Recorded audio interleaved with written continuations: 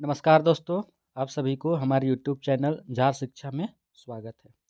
तो चलिए आज हम लोग फिज़िक्स का वन लाइनर देखते हैं। पूरा फिज़िक्स हम लोग 2 पार्ट में ख़त्म करने का कोशिश करते हैं। तो चलिए हम लोग स्टार्ट करते हैं आज की क्लास।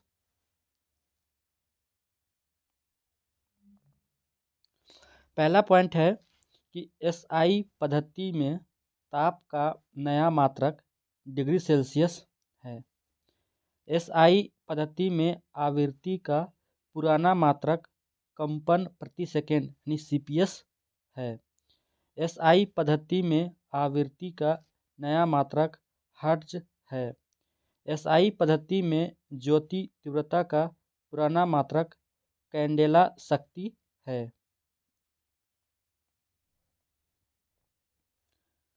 मूल मात्रकों की सहायता से व्यक्त किए जाने वाले मात्रक व्युत्पन्न मात्रक कहलाते हैं।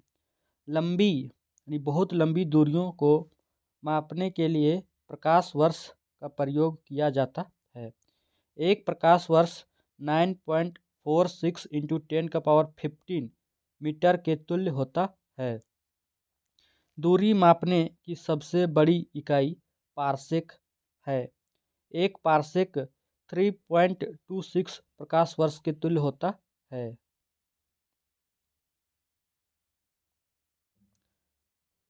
भौतिक फिजिक्स या भौतिक विज्ञान में सीजीएस पद्धति का पूर्ण रूप सेंटीग्राम सेकेंड है। बल का सीजीएस पद्धति में मात्रक डाइन है। बल का एसआई पद्धति में मात्रक न्यूटन है। एक न्यूटन 10⁵ डाइन के तुल्य होता है। कार्य का सीजीएस पद्धति में मात्रक अर्ग है। कार्य का एसआई मात्रक जूल है। एक जूल 10⁷ अर्ग के तुल्य होता है।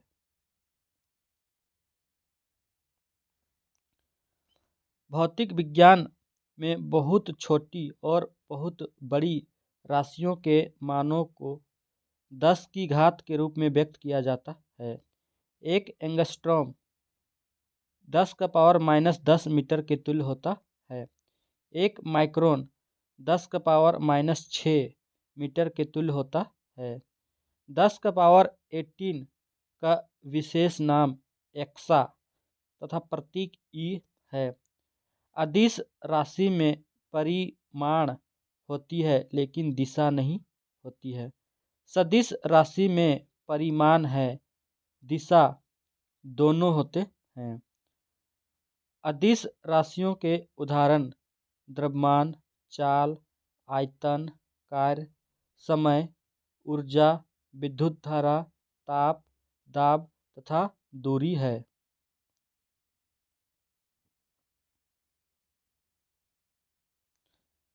सदिश राशियों के उदाहरण वेग, विस्थापन, बल, आवेग, संवेग, त्वरण तथा बल आघूर्ण है। दूरी सदैव धनात्मक पॉजिटिव होती है। एक निश्चित दिशा में दो बिंदुओं के बीच की लंबवत न्यूनतम दूरी को विस्थापन कहते हैं। विस्थापन का एसआई मात्रक मीटर होता है। विस्थापन धनात्मक, ऋणात्मक और शून्य हो सकता है। किसी वस्तु द्वारा प्रति सेकंड तय की गई दूरी को चाल कहते हैं।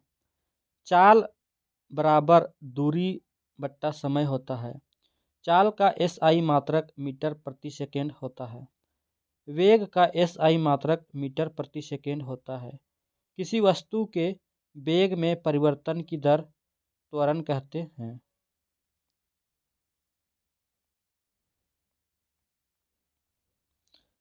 त्वरण का एसआई मात्रक मीटर प्रति सेकंड स्क्वायर होता है।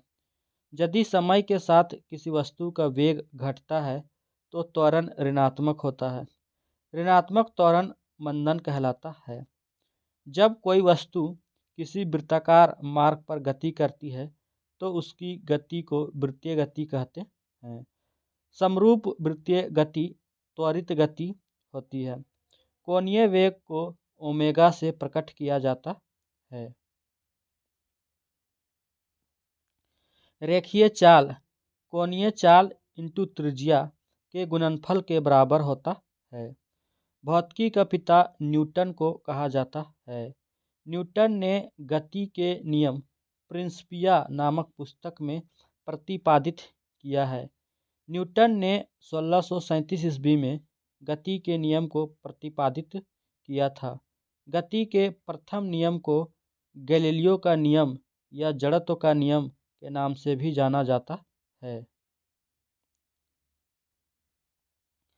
न्यूटन के गति के प्रथम नियम से बल की परिभाषा मिलती है। MKS पद्धति में बल का मात्रक न्यूटन है।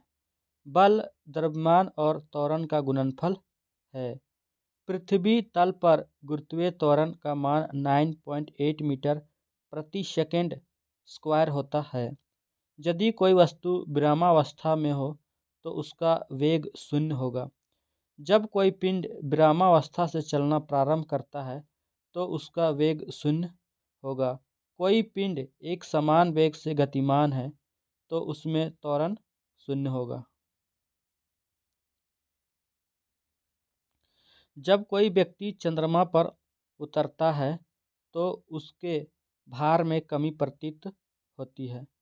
चलती हुई मोटर कार के अचानक रुकने पर उसमें बैठे यात्री आगे की ओर झुक जाते हैं। ऐसा जड़त्व के कारण होता है। कंबल को हाथ से पकड़कर डंडे से पीटने पर धूल के कण जड़त्व के कारण झड़कर गिर जाते हैं। किसी वस्तु के द्रव्यमान और वेग के गुणनफल को संवेग कहते हैं। संवेग का SI मात्रक kg/मीटर/सेकंड है। क्रिया के विपरीत प्रतिक्रिया होना न्यूटन का तृतीय नियम है। बंदूक से गोली चलाने वाले को पीछे की ओर धक्का लगना न्यूटन का तृतीय नियम का उदाहरण है। रॉकेट को उड़ाने में न्यूटन का तृतीय नियम सहायक है। बल तथा समय अंतराल के गुणनफल को आवेग कहते हैं। आवेग संवेग में परिवर्तन के बराबर होता है। आवेग का मात्रक न्यूटन सेकेंड है। आवेग की दिशा बल की दिशा के समान होती है।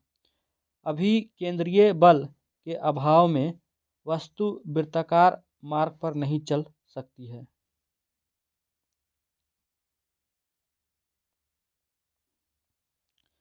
अभिकेंद्रीय बल का सूत्र F =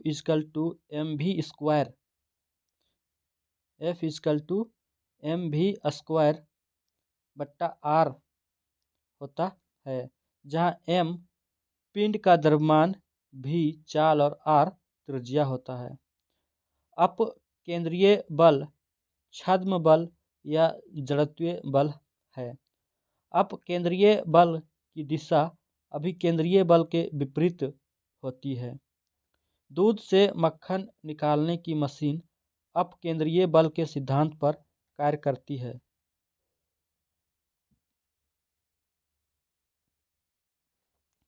बल द्वारा एक पिंड को एक अक्ष के परितः घुमाने की प्रवृत्ति को बल आघूर्ण कहते हैं। बल आघूर्ण बल इंटू आघूर्ण भुजा के गुणनफल के तुल्य होता है। बल आघूर्ण एक सदिश राशि है। बल आघूर्ण का मात्रक न्यूटन मीटर है।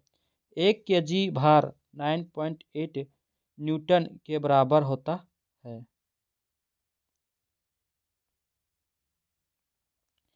एक व्यक्ति लिफ्ट पर खड़ा है और यदि डोरी टूट जाए तो उसे अपना भार 0 प्रतीत होता है। सरल मशीन बल आघूर्ण के सिद्धांत पर कार्य करती है। सरल मशीन के उदाहरण उत्तोलक, घिरनी, अनंत ताल, स्क्रू, जैक आदि हैं। उत्तोलक में 3 आलंब आयास भार बिंदु होते हैं। उत्तोलक को उपयोग में लाने के लिए उस पर जो बल लगाया जाता है उसे आयास कहते हैं।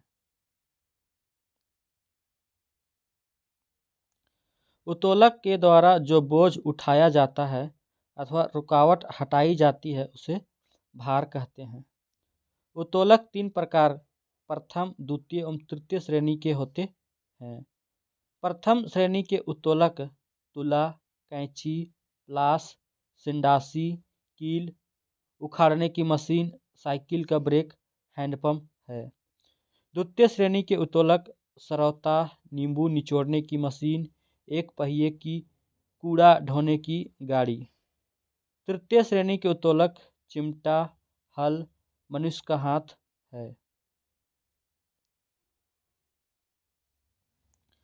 प्रथम श्रेणी के उत्तक में आलम, आयास तथा भार के बीच होता है। प्रथम श्रेणी के उत्तोलक में यांत्रिक लाभ 1 से अधिक, 1 के बराबर या 1 से कम होता है। द्वितीय श्रेणी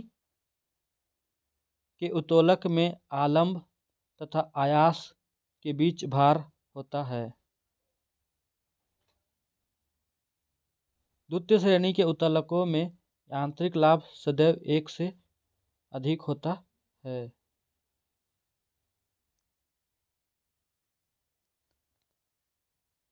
द्वितीय श्रेणी के उत्तोलक में आलम तथा आयास के बीच भार होता है। द्वितीय श्रेणी के उत्तोलकों में यांत्रिक लाभ सदैव 1 से अधिक होता है। तृतीय श्रेणी के उत्तोलक में आलम तथा भार के बीच में आयास होता है। तृतीय श्रेणी के उत्तोलकों में यांत्रिक लाभ सदैव 1 से कम होता है। वह बिंदु जिस पर समस्त भार कार्य करता है, चाहे वस्तु जिस स्थिति में रखी जाए, गुरुत्वीय केंद्र कहलाता है। वस्तु का भार गुरुत्व केंद्र से ठीक नीचे की ओर कार्य करता है।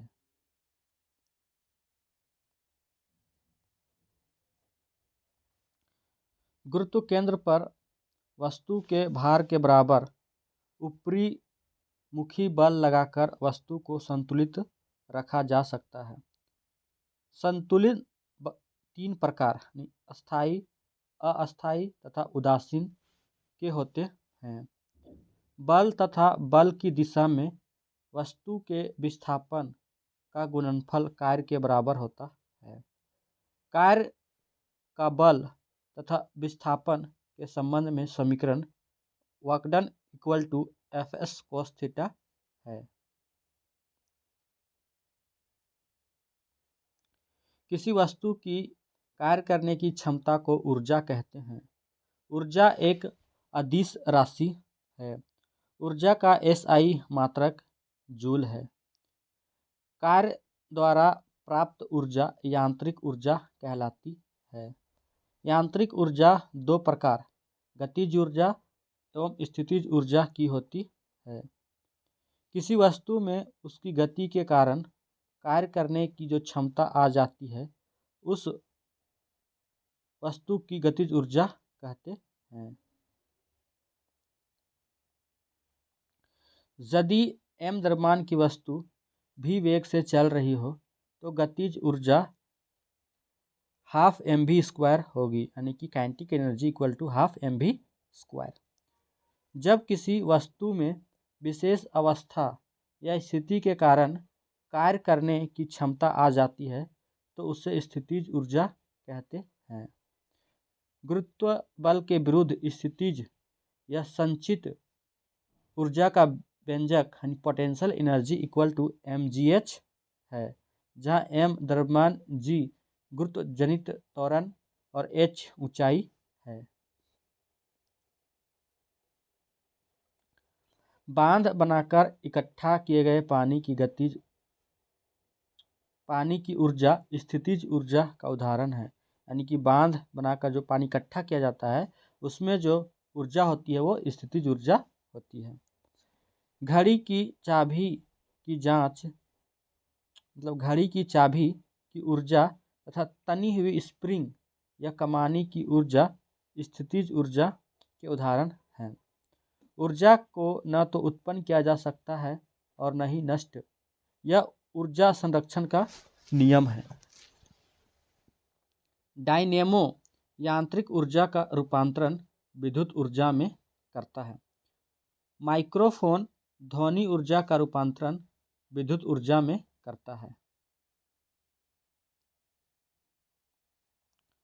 मोमबत्ती रासायनिक ऊर्जा को प्रकाश एवं ऊष्मा ऊर्जा में परिवर्तित करता है। लाउडस्पीकर विद्युत ऊर्जा को ध्वनि ऊर्जा में बदलता है। सोलर सेल सौर ऊर्जा को विद्युत ऊर्जा में बदलता है। ट्यूबलाइट विद्युत ऊर्जा को प्रकाश ऊर्जा में बदलता है। विद्युत मोटर विद्युत ऊर्जा को यांत्रिक ऊर्जा में बदलता है। विद्युत बल्ब विद्युत ऊर्जा को प्रकाश एवं ऊष्मा ऊर्जा में बदलता है। विद्युत सेल रासायनिक ऊर्जा को विद्युत ऊर्जा में बदलता है। सितार यांत्रिक ऊर्जा को ध्वनि ऊर्जा में परिवर्तित करता है।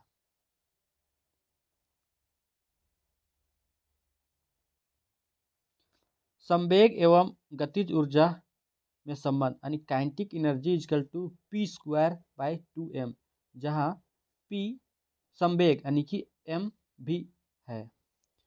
संवेग को 2 गुना करने पर गतिज ऊर्जा 4 गुना हो जाएगी।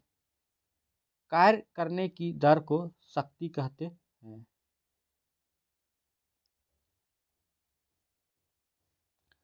शक्ति का SI मात्रक वाट है। यदि किसी कर्ता द्वारा W कार्य t समय में किया जाता है तो कार्य की शक्ति वर्क डन बाय टाइम होगी। शक्ति का मात्रक वाट जेम्स वाट नामक वैज्ञानिक के सम्मान में रखा गया है।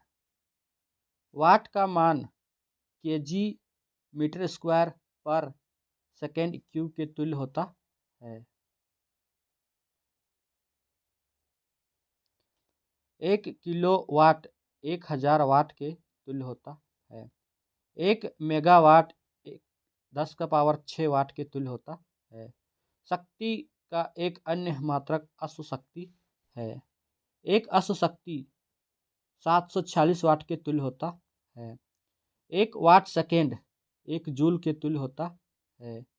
1 वाट घंटा 3600 जूल के तुल्य होता है। 1 किलोवाट घंटा 1000 वाट घंटा 3.6 × 10⁻6 जूल के बराबर होता है। जब विस्थापन बल की दिशा में होता है तो कार्य अधिकतम होगा। जब विस्थापन बल लंबवत दिशा में होता है तो कार्य शून्य होगा। 1 ग्राम द्रव्यमान का मान 9 × 10⁻13 जूल होता है। आइंस्टीन का द्रव्यमान ऊर्जा समीकरण E = mc² है।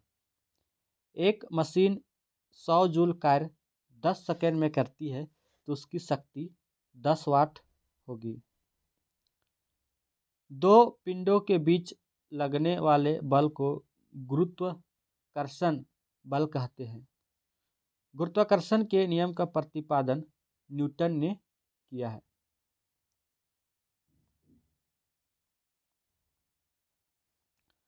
आकर्षण बल F = G m1m2r², जहाँ G सार्वत्रिक गुरुत्वाकर्षण नियतांक, m1 m2 द्रव्यमान और r दूरी है। सार्वत्रिक गुरुत्वाकर्षण नियतांक G का मान 6.67 × 10⁻11 न्यूटन मीटर स्क्वायर पर kg² होता है। गुरुत्वाकर्षण बल के कारण पृथ्वी किसी वस्तु को अपने केंद्र की ओर खींचती है। गुरुत्व जनित त्वरण का मान 9.8 मीटर पर सेकंड स्क्वायर होता है। पृथ्वी की सतह से ऊपर या नीचे जाने पर G का मान घटता है। G का मान सबसे अधिक ध्रुवों पर होता है। G का मान सबसे कम विषुवत रेखा पर होता है। पृथ्वी की घूर्णन गति बढ़ने पर जी का मान कम हो जाता है। पृथ्वी की घूर्णन गति घटने पर जी का मान बढ़ जाता है। यदि पृथ्वी अपनी वर्तमान कोणीय चाल से 17 गुना अधिक चाल से घूमने लगे तो भूमध्य रेखा पर रखी वस्तु का भार शून्य हो जाएगा। जब लिफ्ट ऊपर की ओर जाती है तो लिफ्ट में स्थित पिंड का भार बढ़ा हुआ प्रतीत होता है। जब लिफ्ट नीचे की ओर जाती है तो लिफ्ट में स्थित पिंड का भार घटा हुआ प्रतीत होता है। ग्रहों की गति से संबंधित नियम केपलर ने दिए। किसी ग्रह के चारों ओर परिक्रमा करने वाले पिंड को उस ग्रह का उपग्रह कहते हैं।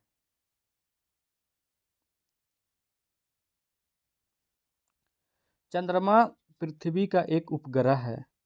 उपग्रह की कक्षीय चाल उसकी पृथ्वी तल से ऊंचाई पर निर्भर करती है। उपग्रह की कक्षीय चाल द्रव्यमान पर निर्भर नहीं करती है। पृथ्वी तल के अति निकट चक्कर लगाने वाले उपग्रह की कक्षीय चाल लगभग 8 किलोमीटर पर सेकेंड होती है। उपग्रह अपनी कक्षा में पृथ्वी का एक चक्कर जितने समय में लगाता है उसे परिक्रमण काल कहते हैं।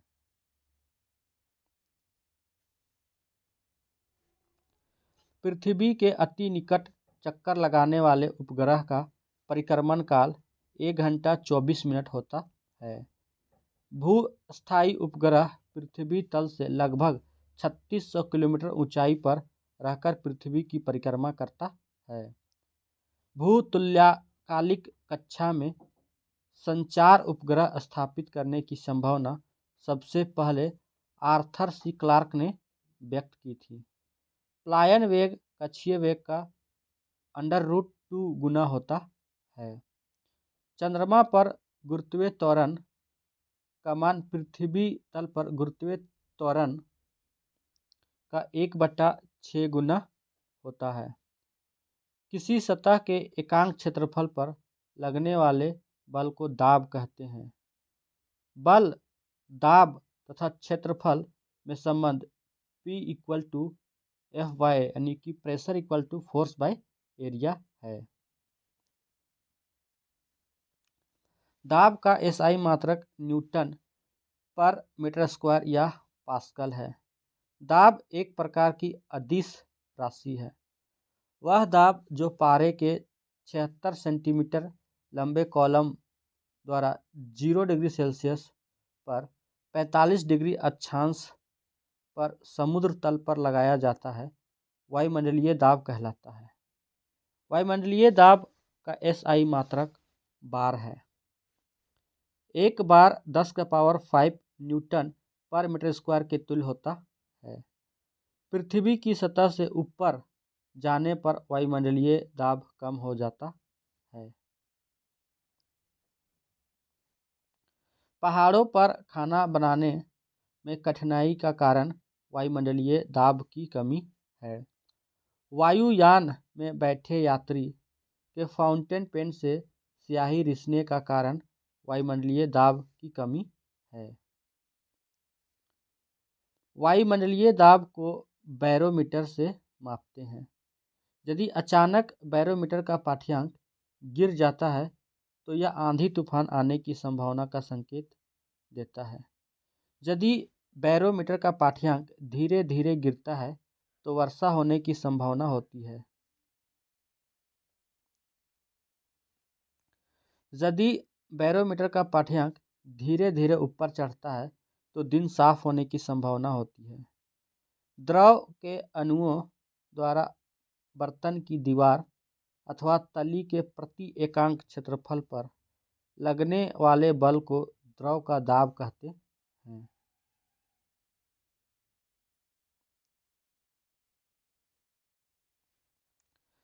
द्रव स्थिर द्रव में एक ही क्षैतिज तल में स्थित सभी बिंदुओं पर दाब समान होता है। द्रव के भीतर किसी बिंदु पर दाब स्वतंत्र तल से बिंदु की गहराई के अनुक्रमानुपाती होता है। किसी बिंदु पर द्रव का दाब द्रव के घनत्व पर निर्भर करता है। पास्कल का नियम द्रव दाब से संबंधित है। पास्कल का नियम पर आधारित यंत्र hydraulic lift, hydraulic press, hydraulic brake है। गर्म करने पर जिन पदार्थों का आयतन बढ़ता है, दाब बढ़ाने पर उनके गलनांक बढ़ जाते हैं। गर्म करने पर जिन पदार्थों का आयतन घट जाता है, दाब बढ़ाने पर उनके गलनांक कम हो जाते हैं। दाब के प्रभाव से सभी द्रवों का क्वथनांक बढ़ जाता है। द्रव का घनत्व हाइड्रोमीटर में मापा जाता है। दूध की शुद्धता की जांच लैक्टोमीटर द्वारा की जाती है।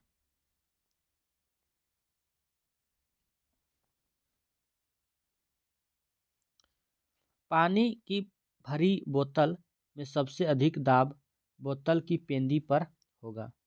ब्रिटिश थर्मल यूनिट 252 कैलोरी के तुल्य होता है। द्रव का वह गुण जिसके कारण वह वस्तुओं पर ऊपर की ओर एक बल लगाता है, उसे उत्क्षेप या उत्प्लावक बल कहते हैं। उत्प्लावक बल वस्तुओं द्वारा हटाए गए द्रव के गुरुत्व त्वरण पर कार्य करता है, उसे उत्प्लावन बल कहते हैं या उत्प्लावन केंद्र कहते हैं। आर्किमिडीज का सिद्धांत या नियम प्लवन से संबंधित है। आर्किमिडीज ग्रीस से संबंधित थे। घनत्व का सूत्र द्रव्यमान पर आयतन होता है। घनत्व का एसआई मात्रक किलोग्राम प्रति मीटर क्यूब है। वस्तु के घनत्व और 4 डिग्री सेल्सियस पर पानी के घनत्व के अनुपात को आपेक्षिक घनत्व कहते हैं। आपेक्षिक घनत्व हाइग्रोमीटर से मापा जाता है। नदी के जल की अपेक्षा समुद्र के जल में तैरना आसान है, क्योंकि समुद्र के जल का घनत्व अधिक होता है। जब बर्फ का टुकड़ा पानी पर तैरता है तो उसके कुल आयतन का 1/10वां भाग पानी से ऊपर होता है।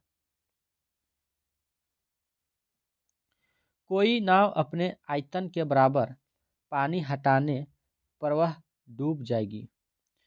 उत्प्लवन केंद्र से जाने वाली रेखा जिस बिंदु पर ऊर्ध्व रेखा को काटती है, उस बिंदु को मिड केंद्र कहते हैं। पारे का हिमांक -39 डिग्री सेल्सियस होता है।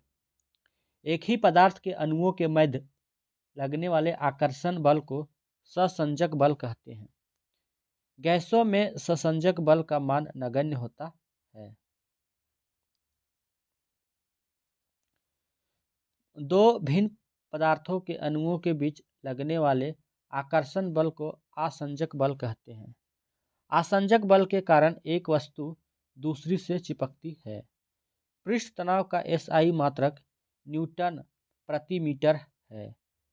द्रव का ताप बढ़ाने पर पृष्ठ तनाव कम हो जाता है।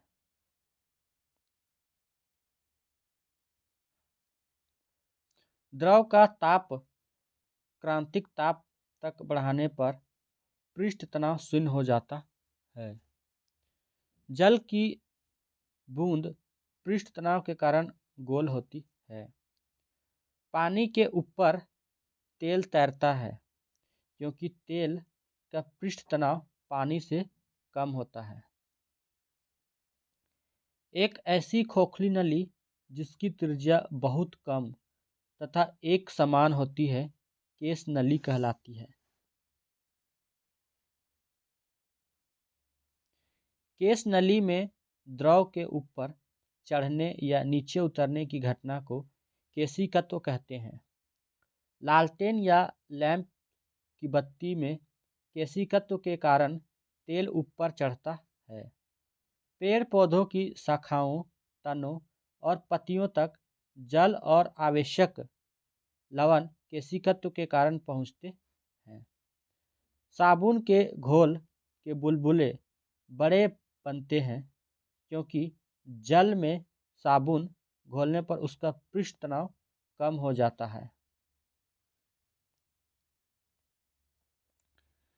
गर्म द्रव का पृष्ठ तनाव कम होने के कारण गर्म सूप स्वादिष्ट लगता है। श्यानता केवल द्रवों तथा गैसों का गुण है। अणुओं के मध्य लगने वाले सहसंयोजक बल के कारण द्रवों में श्यानता होती है। गैसों में श्यानता इसकी एक परत से दूसरी परत में अणुओं के स्थानांतरण के कारण होती है। गैसों में श्यानता द्रवों की तुलना में बहुत कम होती है। एक आदर्श तरल की श्यानता शून्य होती है। ताप बढ़ने पर द्रवों की श्यानता घट जाती है। ताप बढ़ने पर गैसों की श्यानता बढ़ जाती है। किसी तरल की श्यानता को उसके श्यानता गुणांक द्वारा मापा जाता है। किसी तरल का श्यानता का एसआई मात्रक डेकापॉइज या पॉइज़ली या पास्कल सेकेंड या ईटा है।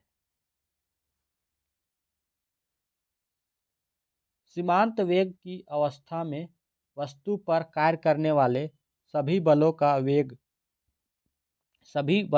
योग शून्य होता है। सीमांत वेग वस्तु की त्रिज्या के अनुक्रमानुपाती होता है। धारा रेखीय प्रवाह के महत्तम वेग को क्रांतिक वेग कहते हैं। यदि द्रव प्रवाह का वेग क्रांतिक वेग से कम होता है तो उसका प्रवाह द्रव की श्यानता पर निर्भर करता है। यदि द्रव प्रवाह का वेग उसके क्रांतिक वेग से अधिक होता है तो उसका प्रवाह द्रव के घनत्व पर निर्भर करता है। नली में द्रव के प्रवाह की दर को वेंचुरी मीटर द्वारा ज्ञात किया जाता है। पानी का पृष्ठ तनाव अधिक होता है जिसके कारण मच्छर के लार्वा तैरते हैं। पानी में केरोसिन तेल डालने से पृष्ठ तनाव कम हो जाता है जिससे लार्वा डूबकर मर जाते हैं।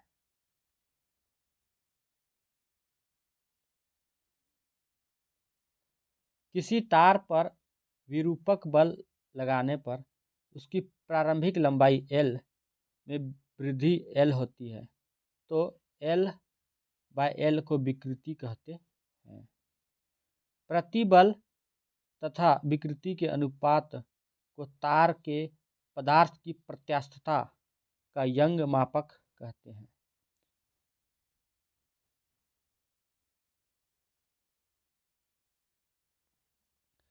प्रत्यास्थता की सीमा में किसी वस्तु में उत्पन्न विकृति उस पर लगाए गए प्रतिबल के अनुक्रमानुपाती होती है। यह हुक का नियम है। प्रत्यास्थता गुणांक का एसआई मात्रक न्यूटन पर मीटर स्क्वायर या पास्कल है। अनुदैर्ध्य प्रतिबल और अनुदैर्ध्य विकृति के अनुपात को यंग का प्रत्यास्थ गुणांक कहते हैं। यदि विकृति आयतन में हो तो उसे आयतन प्रत्यास्थता गुणांक के कहते हैं। अपरूपण विकृति के कारण आयतन प्रत्यास्थता गुणांक के को दृढ़ता गुणांक ईटा कहते हैं। किसी पिंड की साम्य स्थिति के इधर उधर गति करने को दोलन अथवा काल्पनिक लिपि कहते हैं या काल्पनिक कहते हैं। एक दोलन पूरा करने के समय को आवर्तकाल कहते हैं। कंपन करने वाली वस्तु एक सेकेंड में जितना कंपन करती है उसे आवृत्ति कहते हैं। आवृत्ति का एसआई मात्रक हर्ट्ज या प्रति सेकेंड है। आवृत्ति और आवर्तकाल में संबंध n=1/t, जहाँ n आवृत्ति और t आवर्तकाल है। सरल आवर्त गति निष्पादित करने वाले यंत्र का आवर्तकाल बल नियतांक पर निर्भर करता है। सरल आवर्त गति में गतिशील कण के महत्तम विस्थापन पर त्वरण का मान 0 होता है। यदि किसी सरल लोलक की लंबाई 4% बढ़ा दी जाए तो उसका आवर्तकाल 2% बढ़ जाएगा। किसी पेंडुलम की लंबाई दोगुनी कर देने पर उसका आवर्तकाल √2 गुना बढ़ जाएगा। यदि डोरी की प्रभावी लंबाई L एवं गुरुत्वीय त्वरण G हो तो सरल लोलक का आवर्तकाल T = 2π√L/g होगा। यदि लोलक को किसी साम्य स्थिति से थोड़ा विस्थापित करके छोड़ दें तो इसकी गति सरल आवर्त गति की तरह होती है। आवर्तकाल लोलक के द्रव्यमान पर निर्भर नहीं करता है। यदि किसी लोलक घड़ी की पृथ्वी तल से ऊपर या नीचे ले जाया जाए तो घड़ी का आवर्तकाल बढ़ जाता है। यदि लोलक घड़ी को उपग्रह पर ले जाएं तो वहाँ भारहीन के कारण आवर्तकाल अनंत हो जाएगा। यदि गर्मियों में लोलक की लंबाई L बढ़ जाए तो उसका आवर्तकाल बढ़ जाता है।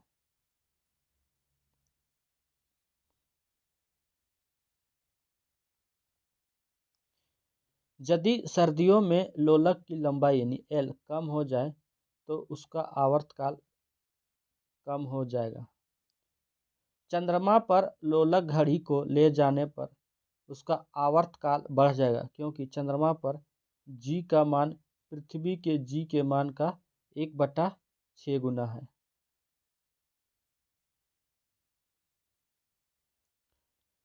तरंगों को मुख्यतः दो भागों यांत्रिक तरंग और अयांत्रिक तरंग में बांटा जा सकता है।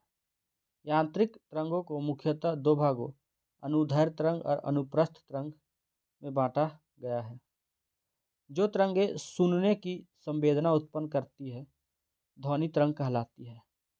अनुप्रस्थ तरंग केवल ठोस माध्यम में एवं द्रव के ऊपरी सतह पर उत्पन्न की जा सकती है। ध्वनि अनुदैर्ध्य तरंग का उदाहरण है।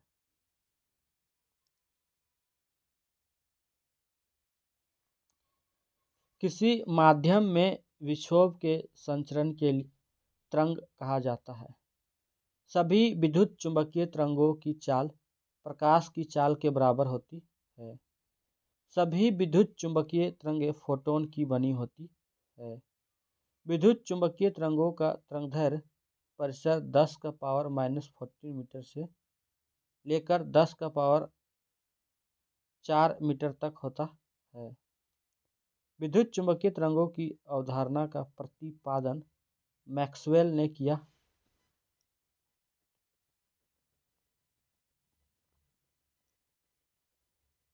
नाभिकीय अभिक्रिया तथा कृत्रिम रेडियोधर्मिता में गामा किरणों की खोज बैकुरल ने की थी। चिकित्सा एवं औद्योगिक केंद्र में एक्स किरणों का उपयोग किया जाता है। एक्स किरणों की खोज रोंटगन ने की थी। प्रकाश वैद्युत प्रभाव को उत्पन्न करने और जीवाणु को नष्ट करने में पाराबैंगनी किरणों का उपयोग किया जाता है। पाराबैंगनी किरणों की खोज रिटर ने की थी। वस्तुओं को देखने के लिए दृष्टि या दृश्य विकिरण का उपयोग किया जाता है।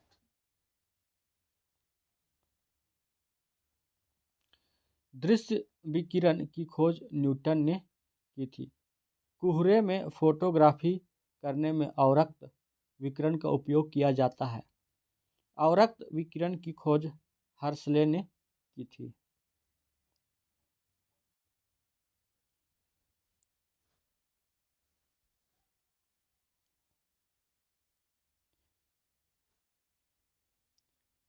रेडियो, टेलीविज़न और टेलीफोन में लघु रेडियो तरंग या हर्ट्ज तरंगों का उपयोग होता है। 10⁻³ मीटर से 10⁻² मीटर की तरंगें सूक्ष्म तरंगें कहलाती हैं। तरंग की गति में समान कला में कंपन करने वाले दो क्रमागत कणों के बीच की दूरी को तरंगदैर्घ्य कहते हैं।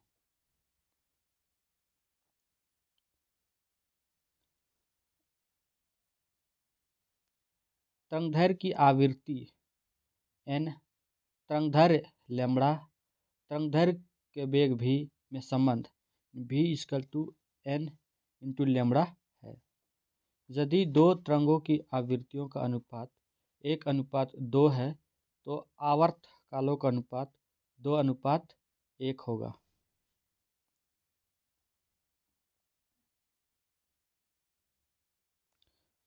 रेडियो तरंगों का तरंगदैर्घ्य सबसे अधिक होता है। घड़ी की सुइयों की गति सरल आवर्त गति होती है। ध्वनि तरंग एक प्रकार का अनुदैर्घ्य तरंग है। ध्वनि के नाम से पुकारी जाने वाली यांत्रिक तरंगों की आवृत्ति 20 हर्ट्ज से 20,000 हर्ट्ज तक होती है। 20 हर्ट्ज से नीचे की आवृत्ति वाली तरंग को अपश्रव्य तरंग कहते हैं। जिन तरंगों को हम सुन नहीं सकते उन्हें श्रव्य तरंग कहते हैं। यानी कि जिन तरंगों को हम सुन सकते हैं उन्हें श्रव्य तरंग कहते हैं। 20,000 हर्ट्ज से ऊपर की तरंगों को प्राश्रव्य तरंग कहते हैं। प्राश्रव्य तरंगों को सबसे पहले सिटी मार्कर गाल्टन ने उत्पन्न किया। किसी माध्यम में ध्वनि की चाल मुख्यतः प्रकाश की प्रत्यास्थता तथा घनत्व पर निर्भर करती है। ध्वनि की चाल सबसे अधिक ठोस में होती है। ध्वनि की चाल सबसे कम गैस में होती है। जल में ध्वनि की चाल 1483 मीटर पर सेकेंड होती है। लोहे में ध्वनि की चाल 5130 मीटर पर सेकेंड होती है। किसी माध्यम में ध्वनि की चाल पर दाब का प्रभाव नहीं पड़ता है, वह अपरिवर्तित रहती है। वायु में ध्वनि की चाल 332 मीटर पर सेकेंड होती है। यदि दाब बढ़ाकर 2 गुना कर दिया जाए तो ध्वनि की चाल 332 मीटर पर सेकेंड ही रहेगी। किसी माध्यम में ताप के प्रभाव से ध्वनि की चाल बढ़ जाती है। वायु में प्रति 1 डिग्री सेल्सियस ताप बढ़ाने पर ध्वनि की चाल 0.61 मीटर पर सेकेंड बढ़ जाती है।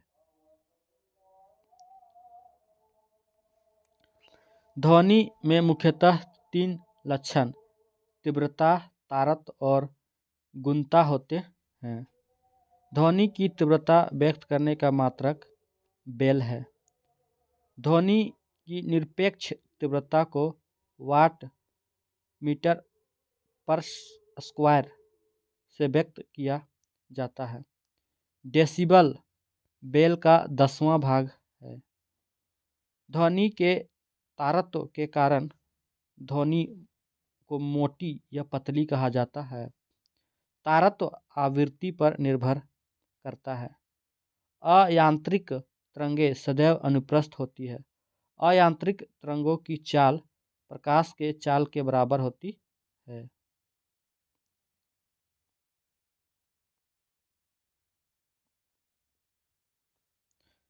ध्वनि की गुणता सनादि स्वरों की संख्या, क्रम तथा आपेक्षिक तीव्रता पर निर्भर करती है। 1 सेकेंड में वह अपनी गति को जितनी बार दोहराती है वह उसकी आवृत्ति है। दोलन करने वाली वस्तु का अपने मध्य स्थिति से महत्तम विस्थापन को दोलन का आयाम कहते हैं। प्रतिध्वनि सुनने के लिए श्रोता एवं परावर्तक सतह के बीच की न्यूनतम दूरी 17 मीटर होनी चाहिए।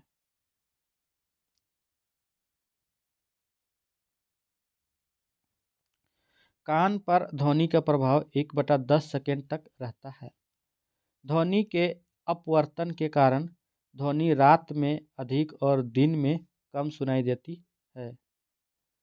ध्वनि की तीव्रता ऑडियो मीटर यंत्र से मापते हैं।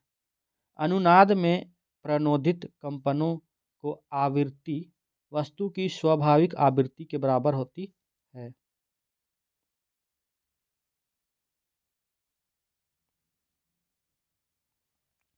मैक संख्या का प्रयोग वायुयान के वेग के संबंध में किया जाता है। यदि मैक संख्या 1 से अधिक है तो पिंड की चाल प्राध्वनिक कहलाती है। यदि मैक संख्या 5 से अधिक है तो पिंड की चाल अति प्राध्वनिक कहलाती है। साधारण बातचीत की ध्वनि की तीव्रता 30 से 40 डेसिबल होता है। ध्वनि तरंगे परावर्तन के कारण प्रतिध्वनि उत्पन्न करती है। अवरक्त किरणों का प्रयोग रात्रि दृष्टि उपकरण में किया जाता है। ध्वनि तरंगे शून्य में संचरण नहीं कर सकती है। इको साउंडिंग का प्रयोग समुद्र की गहराई नापने के लिए किया जाता है। एकॉस्टिक विज्ञान ध्वनि से संबंधित है। जब ध्वनि तरंगे चलती है तो वह अपने साथ ऊर्जा ले जाती है। वह ऊर्जा जो एक वस्तु से दूसरी वस्तु में केवल तापांतर के कारण स्थानांतरित होती है, ऊष्मा कहलाती है। कार्य और ऊष्मा में संबंध work done by charge equal two joule, जहाँ W कार्य, Q ऊष्मा और J नियतांक ऊष्मा का यांत्रिक तुल्यांक है। J का मान 4.186 जूल पर कैलोरी होता है। यदि 4.186 जूल का यांत्रिक कार्य किया जाए तो उत्पन्न ऊष्मा की मात्रा 1 कैलोरी होगी।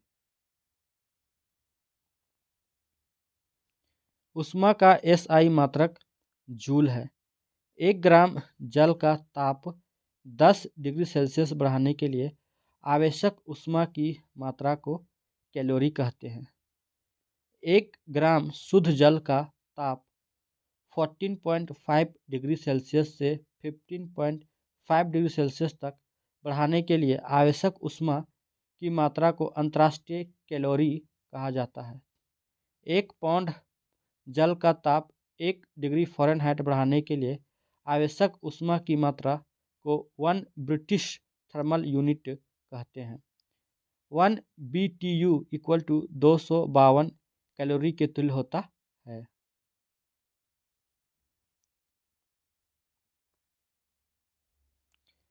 एक कैलोरी 4.186 जूल के तुल्य होती है।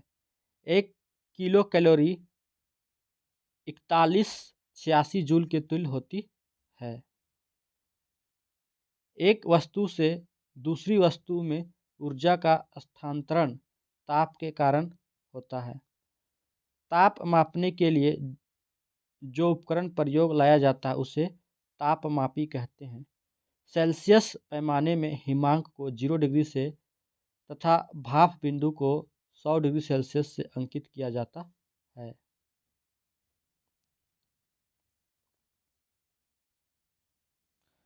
फ़ारेनहाइट पैमाने का हिमांक 32 डिग्री फ़ारेनहाइट एवं भाप बिंदु 212 डिग्री फ़ारेनहाइट है। रोमर पैमाने का हिमांक 0 डिग्री रोमर और भाप बिंदु 80 डिग्री रोमर है। केल्विन पैमाने का हिमांक 273 केल्विन एवं भाप बिंदु 373 केल्विन है। सेल्सियस पैमाने, फ़ारेनहाइट पैमाने, रोमन पैमाने और केल्विन पैमाने में संबंध यानी कि C/100 F-32 equal to R/80 equal to K-273/100 है। परम शून्य ताप 0 डिग्री केल्विन या -273 डिग्री सेल्सियस है। पारा -39 डिग्री सेल्सियस पर जमता है। दोस्तों, ये वीडियो आप लोगों को कैसी लगी? आप लोग ज़रूर कमेंट कीजिएगा और अपने दोस्तों के साथ इसको शेयर कीजिएगा। और जो लोग इस चैनल में नए हैं, चैनल को ज़रूर से ज़रूर सब्सक्राइब कर लीजिएगा। और इसका नेक्स्ट पार्ट कल अपलोड हो जाएगा वीडियो हमारे चैनल में। तो जो लोग नए हैं चैनल को ज़रूर से ज़रूर सब्सक्राइब कर लें। वीडियो देखने के लिए आप सभी को धन्यवाद।